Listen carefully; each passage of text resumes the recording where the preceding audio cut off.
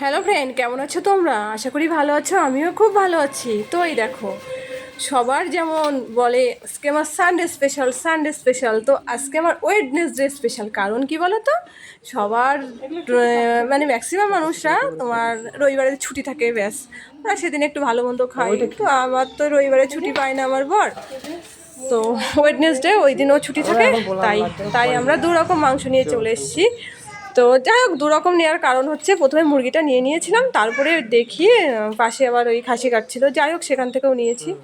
তো সেদিন অনেক কিছু গুছিয়ে গাছিয়ে কেটে কুটে রান্না বান্না কমপ্লিট করে ফেলেছি।